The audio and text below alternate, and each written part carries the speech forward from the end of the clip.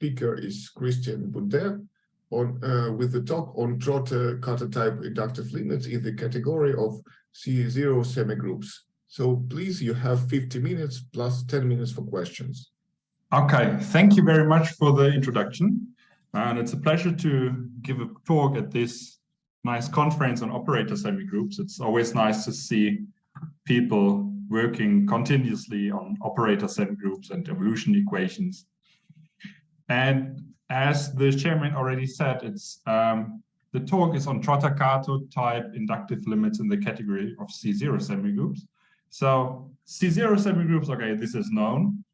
Trotter-Kato, I think most of you know, like at least the Trotter-Kato approximation theorems. And then we have the words inductive limits and category. And I will try to explain all of these and also to give a little bit of overview how this idea came up. So my talk is structured as follows. I would quickly give a short introduction, so motivation, where this problem actually comes from. Then I will talk about preliminary so that we all know what a category again is and what an inductive limit is. Then I will introduce the important categories we're talking about, and at the end, then the Trotter-Kato type inductive limits in the category of C0 semigroups. Okay, let's start with the introduction. So C0 semigroups, well, this is I mean, there are plenty of books, but these objects has been first approached by in 2021, and this is the following article that appeared in the Semigroup Forum in 2021, which is called A Categorical Approach to Operator Semigroups. So he says, okay, I will introduce them as well, but you have a Banach space, you have a C0 semigroup on it, but I have a richer structure actually. And this is not the only case where operator semigroups appear in a categorical fashion, but evolution equations in their own right, which are obviously connected to operator semigroups, already have a connection to category theory. And this is in the work of Leo, and this was, I think, a thesis from him at the Technical University of Eindhoven in the Netherlands about evolution equations and scales of Banach spaces. So this is a little bit where it comes from. And what you want, if you have such a category, now you can look at these objects, of course, but you can also look at constructions like products, co-products, etc. And we are especially interested in inductive limits. So let's recall some preliminaries. So what is a category again? Maybe most of you know, but I will nonetheless give a recall on this definition because it's not too common, I think. So a category, like we call it C, script C here, consists of objects. It will be denoted by A, B, C, and arrows, and they are also called morphisms. And each arrow, they are given objects, domain of F and the codomain of F. And we write F from A to B to indicate that A is the domain of F and B is the codomain of F. And if I have two arrows, one arrow from A to B and another arrow G from B to C, such that the codomain of F is therefore the domain of G, there exists an arrow, and we will call it the composition G circle F, which goes from A to C. And this is the composite of F and G. And furthermore, each object, there's a given arrow A to A, and this is called the identity arrow. And these arrows, they have to satisfy some properties. And the first one is associativity. So if I have from an arrow from A to B and an arrow from B to C, but also a third arrow from C to D, then we have that the composition of H with G comprised with F is the same as I first take the composition of H and G, and then I take the composition with F. and you have the unit law, and this is what you expect. If I have an arrow from A to B, then if I take the composition of F and the identity arrow on A, this is the same as F, and this is the same as first taking F and then the identity arrow on B. So if you want to have an easy example in mind, just think about the category of sets. The objects are sets, and the arrows are just functions between them.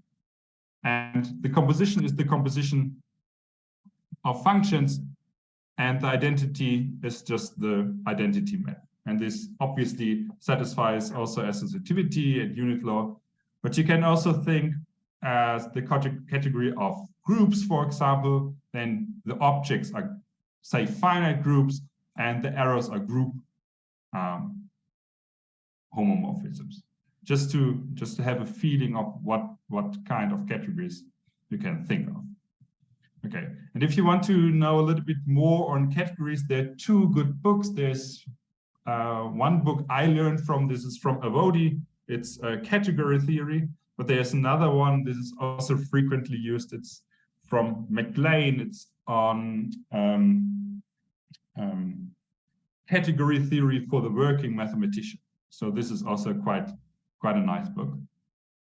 Okay, and now we want to talk about inductive limits. Now, if you have a limit in mind, you have objects and they have a limit. And we want to make this precise in the framework of a category. So C is again a category, so you have your objects and your morphisms. And suppose I have a sequence of objects in C, such that I have a map for every n from the object an to an plus 1. I mean, you can do this in a more general fashion, but we will just stick to those kinds of inductive limits. So for every n, you have a map phi n from an to, or morphism to be more precise, from an to an plus 1. And then we have the following diagram, so a1, a2, a3, a4, etc., etc.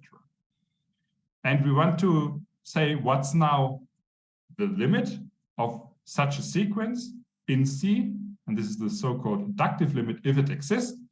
We say that object A in C is the inductive limit of such a sequence.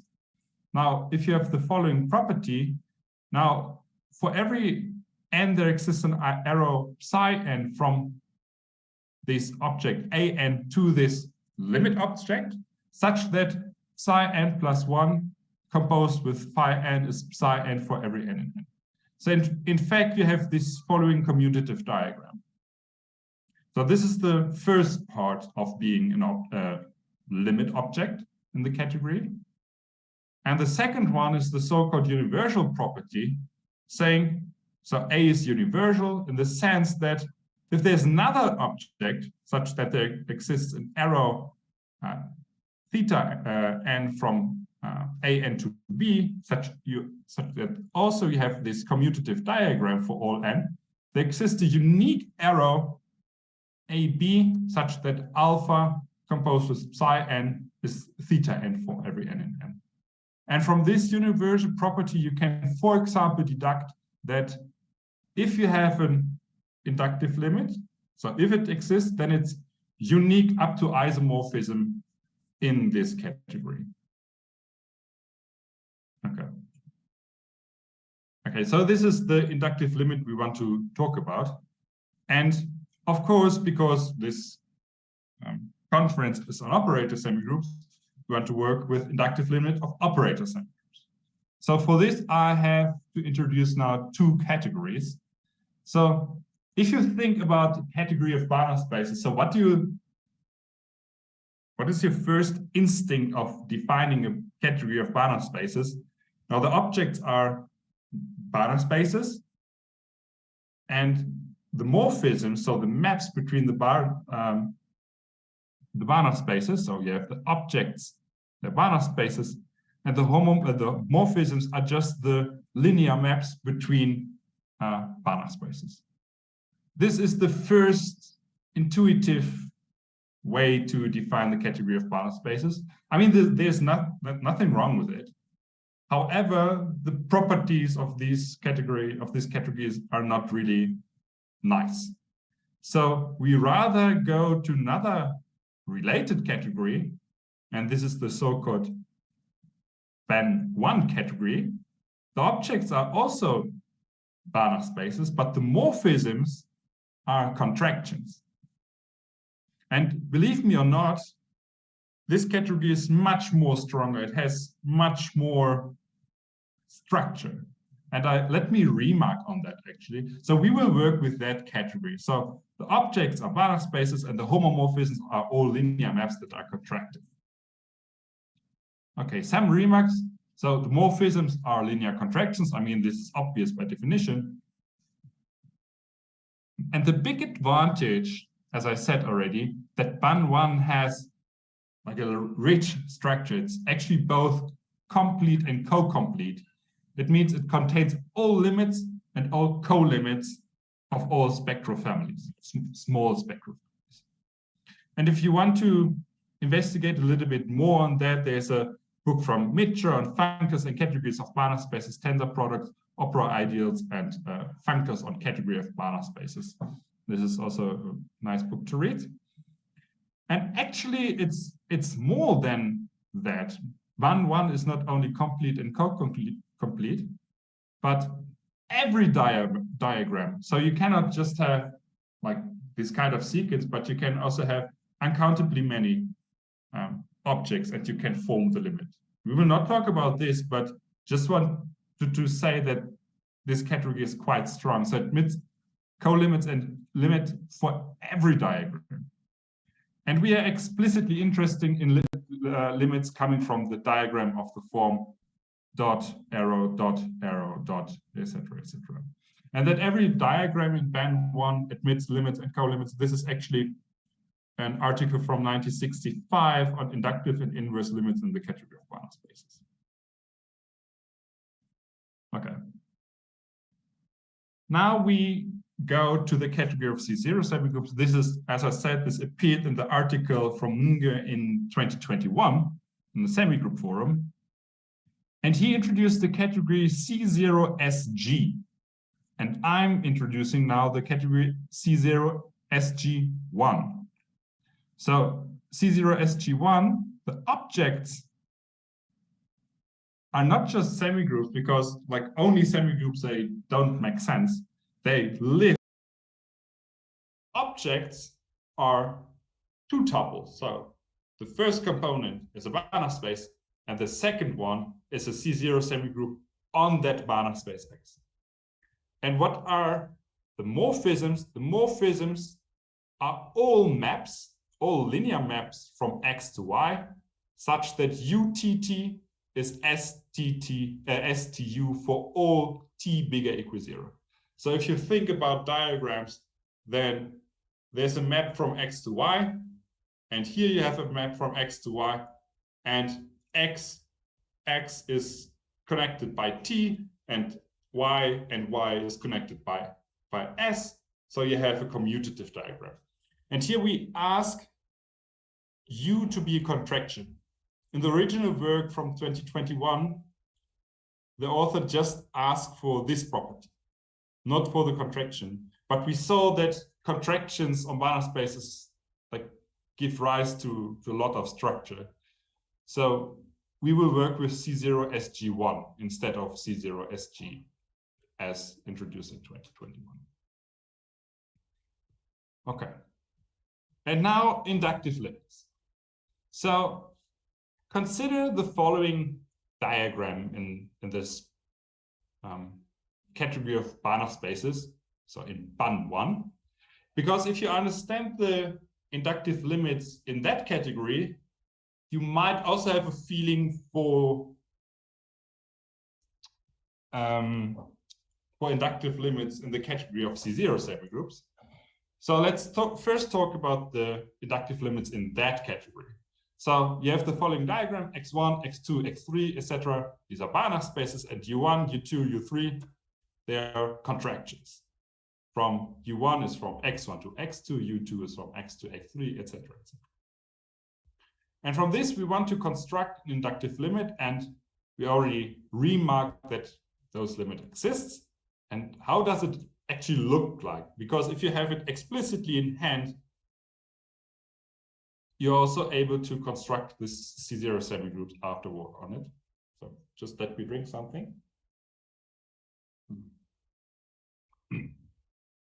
Okay, so you start with that set. So you consider all xn in this product space, so the product of all xn, such there exists a capital N, such that for all n from on this n, you have that unxn is xn plus 1. So the integers are all the same from a certain point on. Okay, this is not the limit, but from this you can construct the limit. So first of all, what is this? This is the Banach space consisting of all sequences which are uniformly bound. This is actually the product in the category of Banach spaces. Okay, now we can equip X with a seminorm, and the seminorm of a sequence in X, I would just declare to be the limit of the norm of xn, which makes sense because they're eventually stable. And let k be the quotient of these seminorms, and the kernel, sorry, and then you can take the quotient. Now this is then a norm space, but it's in general not complete. So take the completion of x mod k and call this call this space script x, and the space script x is indeed the desired inductive limit. I will not prove it, but there's also a lot of literature about that. So this is quite nice, and it comes with the inclusion maps you need from xn to the script x. And this is in a quite natural way. So the first n-1 for iota n, the first n-1 entries are 0, and then you start with x, and unx, un plus 1, unx, etc., etc., etc., where x is in xn. And then this then makes actually sense, because in the nth component you have an element from xn, in the n plus 1th component you have then an element from xn plus 1, because un is a map from xn to xn plus 1. And this construction, for example, can be found in this nice survey from 2010 from Castillo, The Hitchhiker Guide to Categorical Banach Space Theory 1. Okay, this is good. So we know how inductive limits in the category Ben1 looks like.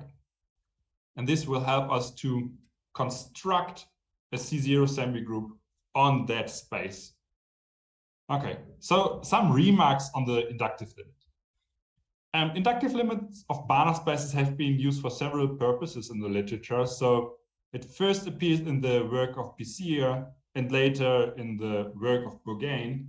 So first in 1983, actually, where Pisier wrote on counterexamples to conjecture of Grothendieck. And there he used exactly this construction we had on the previous slide. And a later article, then a construction of L infinity spaces and related Banach spaces, also used this inductive limit of Banach spaces. However, and this is the second remark here, in general, the Banach space inductive limit, so the script x we just constructed, does not coincide with the inductive limit in the sense of locally convex spaces. Right? You can have a sequence of Banach spaces, and you can take the limit in the category of, not of Banach spaces, because then you want that your limit is a Banach space again. But if you do it in a more broader category, say the locally convex spaces, then the limits are not equal. So locally convex inductive limits of Banach spaces are far away actually from being either Banach or Fréchet spaces. And in functional analysis, there's a separate notion of topological vector spaces that are locally convex inductive limits of a countable inductive system of Banach spaces, the so-called LB spaces. And there has been a lot of work on it, for example. So functional analytic research in the framework of category has attracted some interest in the past. So there's, for example, the work from Budde and Wegner in 2011 on phonological projective limits of inductive limits of norm spaces. Another work from 2011 that appeared in JMA on projective limits of weighted LB spaces of holomorphic functions. So they use the limit in a bigger category, in the category of either topological vector spaces or locally convex spaces. But we want that our limit is of Banach spaces is again a Banach space. So we use the construction we had on the previous slides. Okay, let's continue, because now we want to go to Trotter-Kato inductive limits in this category of C0 subgroups. Okay, so actually we start with the following diagram. Remember that the objects in the category of C0 SG1 are two tuples, right? The first component is a Banach space, and the second component is a C0 semigroup living or acting on that Banach space. Just think about the translation semigroup on C0 of R, then C0 of R is the Banach space, and the translation semigroup is the corresponding C0 semigroup on that space. Okay, so, and for inductive limits, you have object, morphism, object, morphism, object, morphism. And what are the morphisms? These are the maps making something commutative. So actually, we have that Tn plus 1t, Un is Un Tnt for all t bigger equal 0. And this holds for every n. So we have this commuting diagram. Here U1 is the actual contractive map from x1 to x2. U2 is the contractive map from x2 to x3, etc., etc.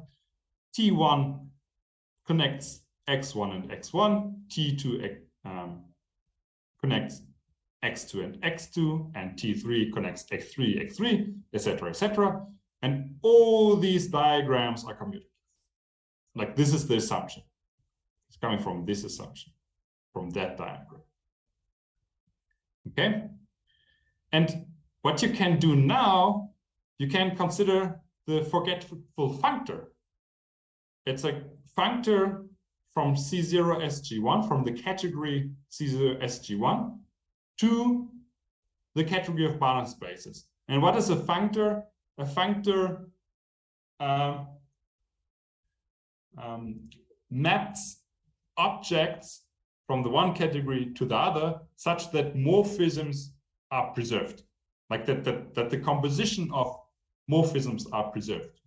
Because what you can do, you consider an object xt in C0 SG1, and you forget that you actually have a C0 semigroup on it, and you're just looking at the Banach space,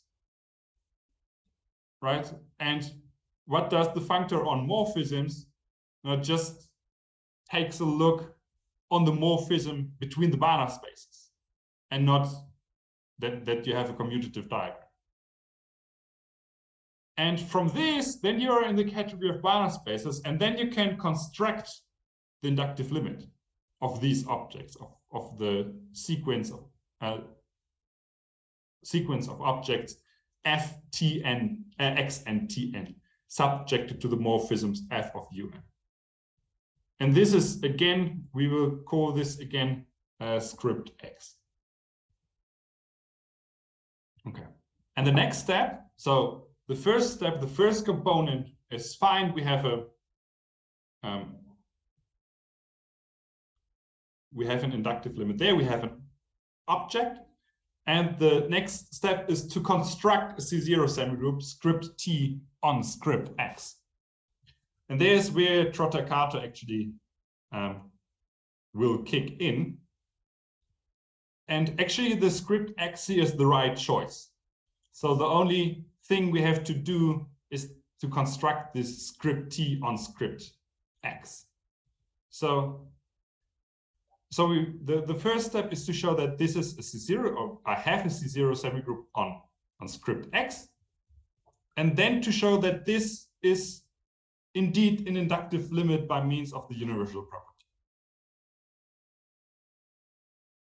Okay, so how to construct such an operator semigroup? Now we had this space upstanding X or normal X, and then we took the quotient and then the completion, right? Okay, so let's first define a family of operators normal T on that X. And the natural way to do it is TT applied to such a sequence Xn in X is the sequence where TNT works on Xn. And TNT, right, is, I'm going back, is the semigroup on Xn. So this actually makes sense.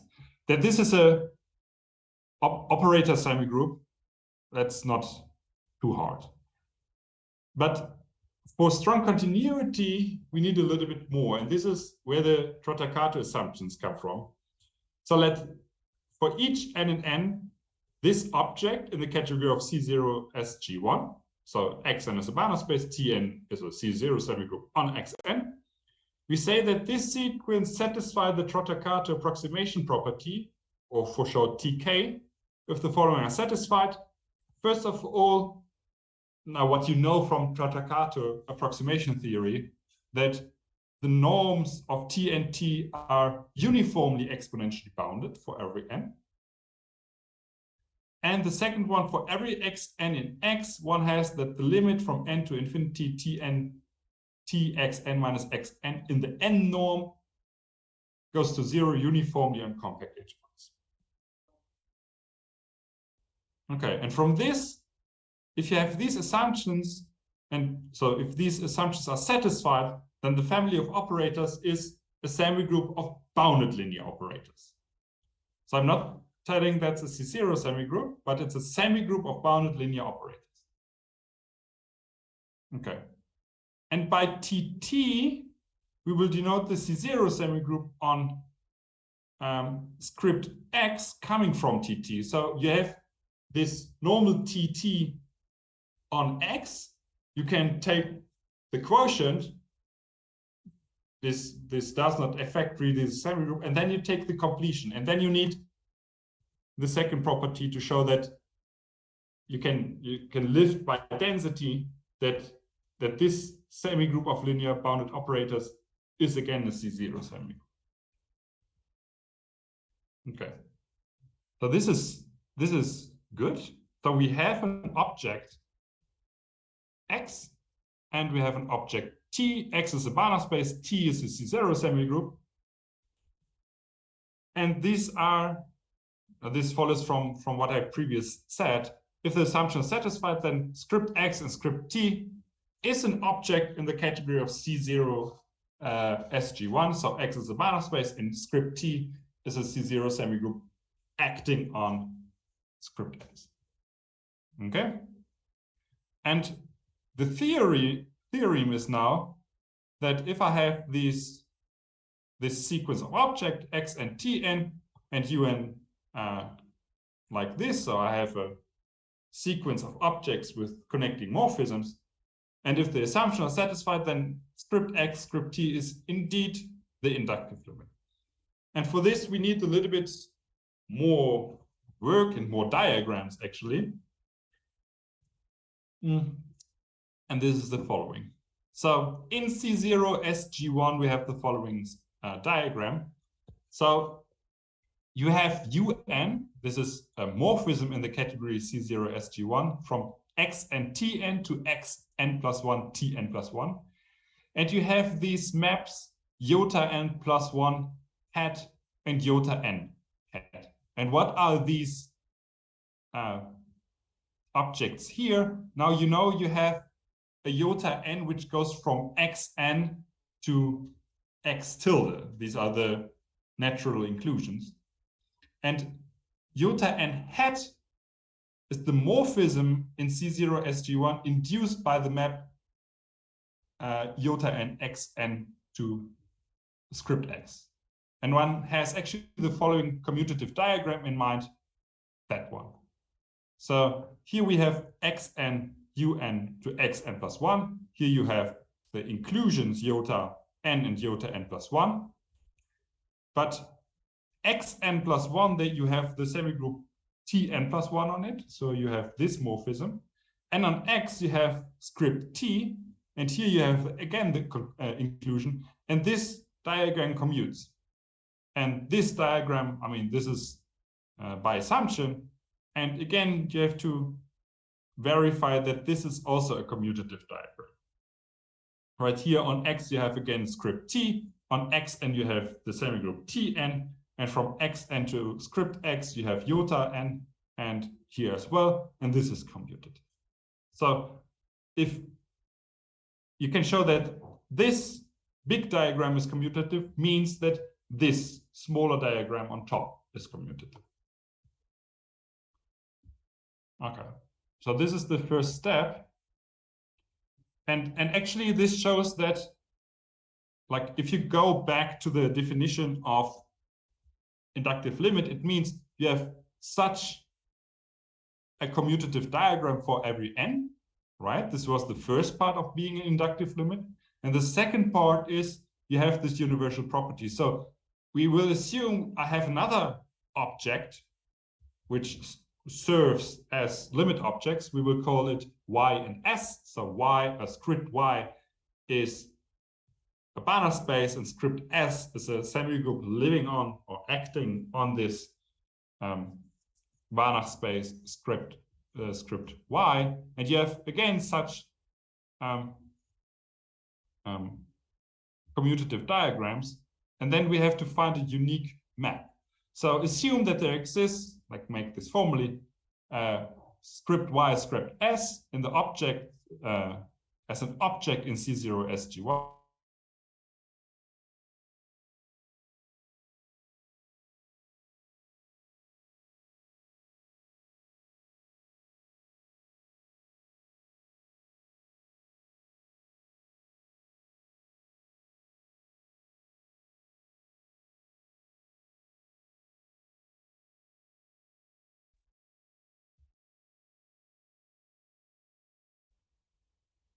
Is the problem on his side or on our side? It seems on his side, because I think we all don't see anything. Yes.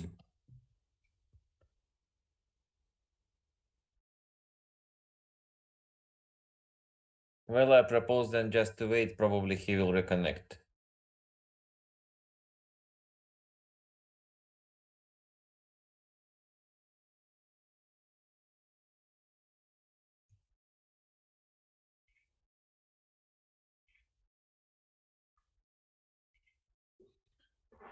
Иван, пошлите его письмо.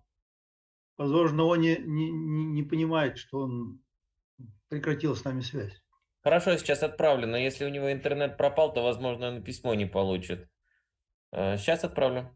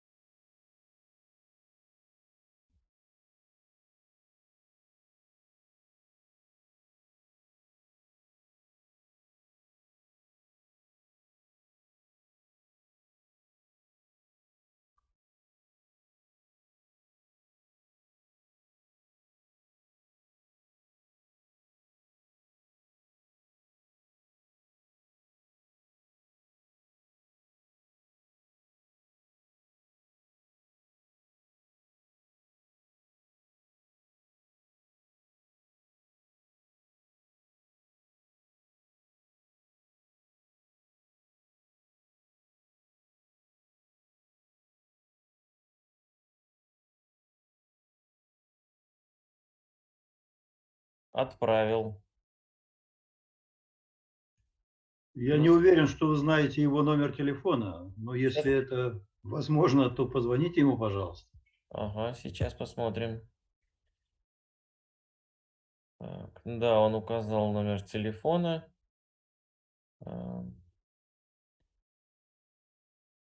Сейчас я ему позвоню.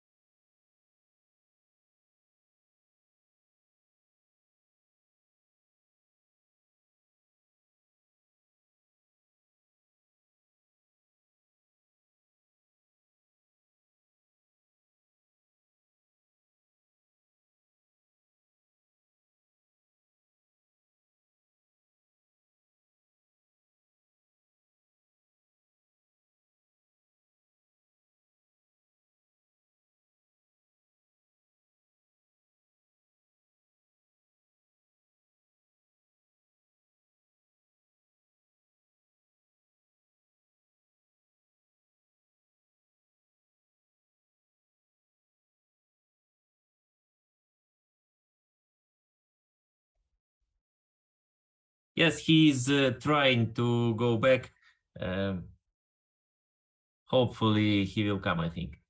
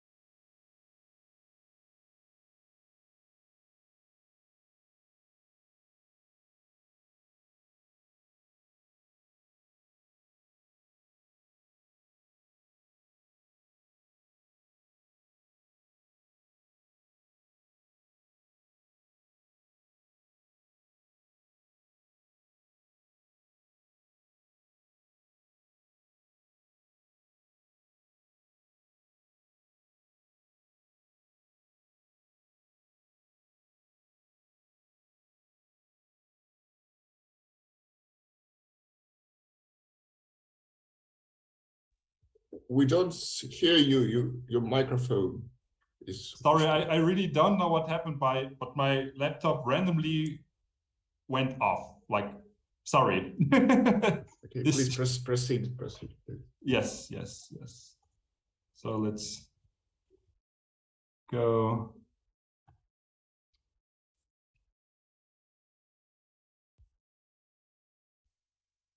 Do my presentation again. Okay. Okay. So we want to prove the universal property of that object we constructed. So assume I have another object, script y, script s, in the object of the category C0 SG1, and I have morphisms Vn such that Vn plus 1, Un is Vn for all n and n. So this is this. So this we have Un from x and Tn to xn plus 1, Tn plus 1. We have this natural embeddings iota n hat and iota n plus 1 hat. But we also assume I have this other object, and I have maps Vn plus 1 and Vn, such that this diagram here is commutative. So what we need to do is to find a unique arrow, and I will call it psi hat, which goes from the object x, the script x, script t, to the object script y, script s. And of course, I can use again the forgetful functor. And because I know that script x is the universal element in the category of Banach spaces in BAN1, I have a unique arrow, I call it psi, going from script x to script y, such that this is commuting on the level of Banach spaces, and this easily lifts to morphism psi hat from script x, script t to script y, script s, and the uniqueness of psi hat follows immediately from the uniqueness of psi.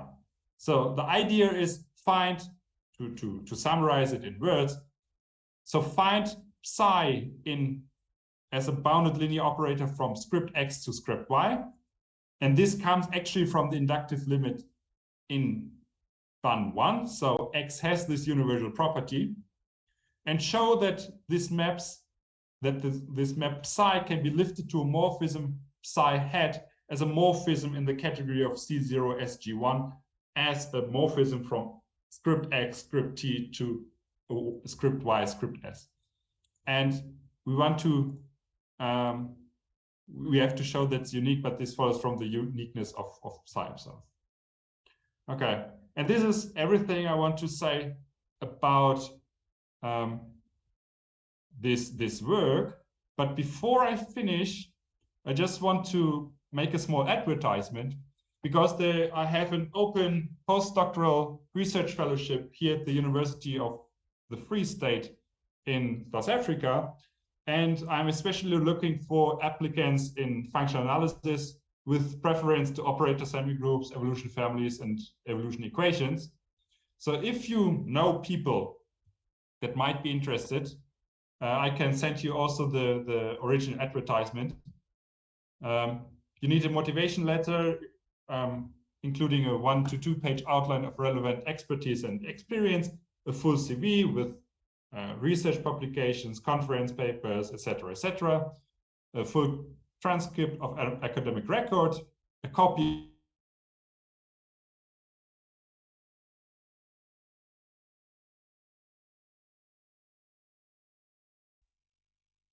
I think something wrong again, or not. Well, at least we have slide. We can study the slide. Sure.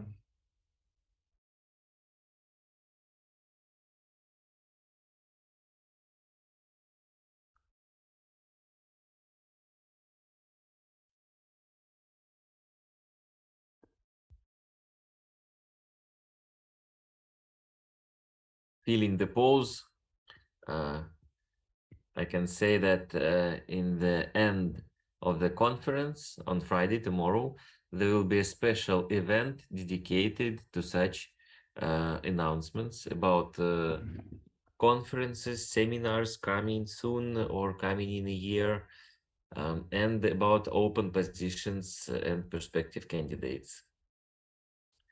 Please visit it.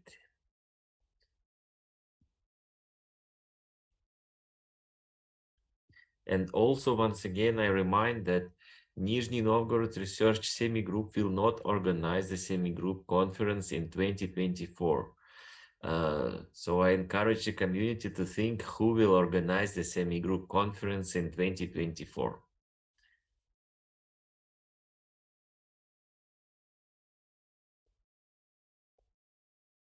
Probably good choice is somewhere in Europe, maybe in Italy, maybe in some other country, maybe the organization committee could be international. It depends on you.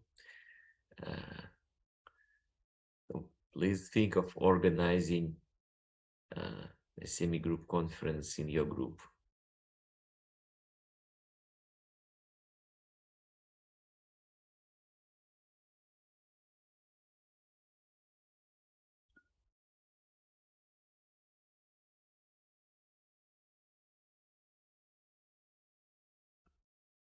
I think there is no need to call Christian again. I think he will come back as previously.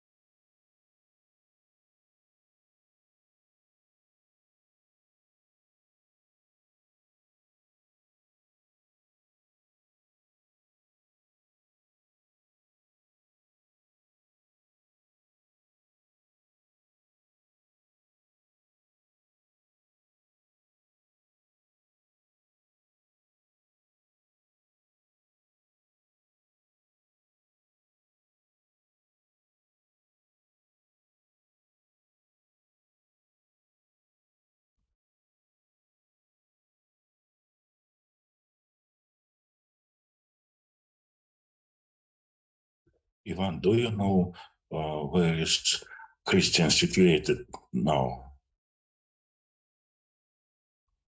Well, he told that he worked in the university in South Africa. Yes, it's the fictionally far. But previously everything was fine. As he told, the problem is not in the internet connection or in electricity, but in his personal laptop. He told Maybe. that, well, so it can happen with everyone in any country.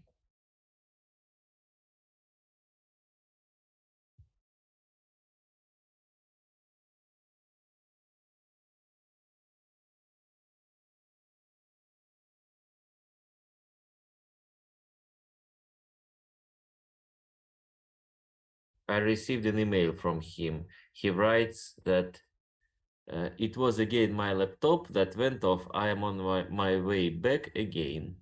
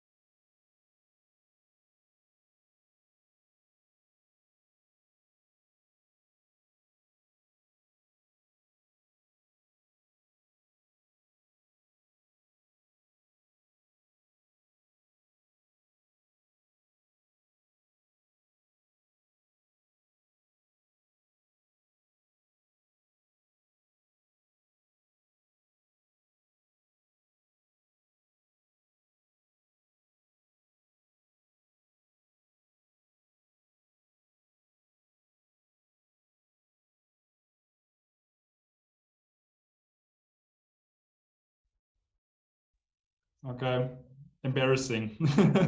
I'm back. Okay. So I will share again. So so as I said, there is a postdoc position available. So the closing date, the deadline is the 6th of March. This is upcoming Monday. And I suppose that the candidate is starting on the 5th of July or as soon as possible thereafter, depends on the visa progress, of course. And if you have any inquiries, just write me an email.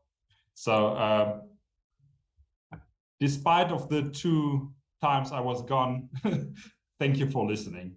And if you have questions, you're more than welcome to ask. Okay, thank you for a very interesting talk. Are there any questions or comments? Yes, I have a question about the previous slide. Yes. Please. This one, yes. Will you be available to announce this on Friday on the event dedicated to such announcements? I should be, yes. I should be, but I will also send you the PDF. Good. Thank you. Thank you, Ivan. Well, any other questions or comments? Well, possibly I will ask a question. It's simply for these categories, what it comes for finite dimensional case, for example, if how all this simplifies, for example, inductive limits and so on. For example, for just we have only finite dimensional Banach spaces. How much it simplifies? I think the category of finite dimensional vector spaces or normed vector spaces, they are Banach spaces. I think it's much more easier than I haven't thought about it, but indeed this is a good question. But I think in the finite dimensional case, it simplifies a lot. For example, Ben and Ben 1 are something in some sense the same, becomes something the same in this case, or not? Yeah, it should be, yes. Yes, indeed. But yeah, I think you're right, actually, that Ben and Ben 1 are then the same. If you just restrict to finite dimensional vectors, normed vector spaces. Yeah, I agree. But to be honest, I haven't had a look on that during the preparation of the work. And possibly another question, is something known for some canonical forms of semigroups in this Ben 1? Not Ben 1, but its extension to semigroups. I mean canonical forms under these constructions. No, not that I know. But that might be indeed an interesting question to investigate, definitely. Okay, thank you very much. Any other questions or comments? I have the following question, Christian. In your construction categories and so on, the object in approximant, so-called, is semigroup. Why do you use the name Trotter? As far as Trotter approximant is not semigroup. It is a product of 2 semigroups. If they are not commuting, then this object is not semigroup. Why do you use in your title Trotter? Or even now, if I think about Kato. Now, if I think about like these assumptions that are made here, these appear, for example, similarly in the Trotter-Kato approximation theories. And this is why I gave it the name Trotter-Kato approximation. although, as I said, approximant in Trotter-Kato, even in Trotter, let's say, Yeah. they are not semigroups. They will give semigroup and the limit. Yes. Yes. I mean, themselves. you're totally Yeah. right. Of course. Yeah. Maybe I have to change the title to inductive limits in the category of C0 semigroups. Yes, it's much better because now it is a bit misleading for me at least. Yeah. Yeah. Okay. No, thank you so much. Also, it gives a chance that one day someone will call Budde inductive limits of semigroups. Maybe.